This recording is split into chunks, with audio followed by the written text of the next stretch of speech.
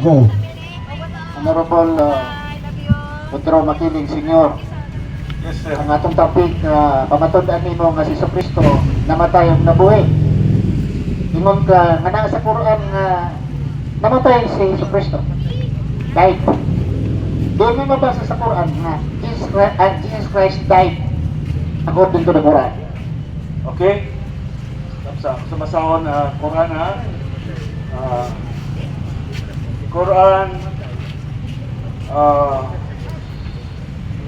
apa pada? Quran 19:33. No? Mabasa nato sa Quran sa staff sa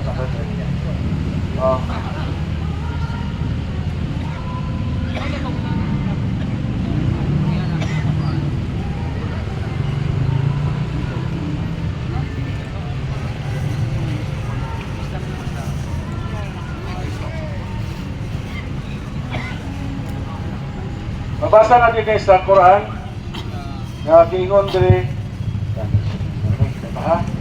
Take your time, Honorable Sige, okay, Makiling. salamat, Take ha. your time. Dari So, okay. Surah Kapitulo 19 Versikulo 33. Gigon din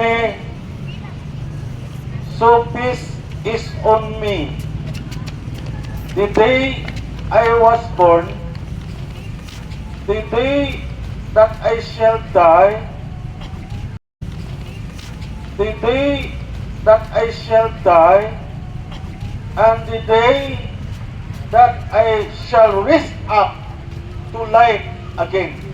So, gingon din nga, si Kristo na tao, si Kristo kipatay, Kristo kipatay, Kristo kipatay, kuman siya nga patayon, i-rise up siya. Ganto sa labing pagkakataon. Sa tupagabanhaw Ano siya. ang mga pangutana? Okay, next question. Ano ang mga pangutana? Ang imong nibasa din nga, shall die. Sa English, shall die. Future. Ingon tubog ka siya, namatay. Ang shall die ba? O i-translate nimo sa Binisaya, namatay? Ang shall die? Wala man may mga shall die. Basaha.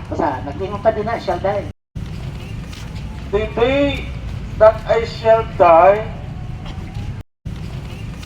the day that I shall die, Oh, the day that I die. the Okay. day that I shall be raised Okay. Ang up to life. Okay. Shall. Okay. Oh. I Kayo, study that I die. Ang die at died, pareho ba? Kasi died, namatay. I die, hindi na namatay.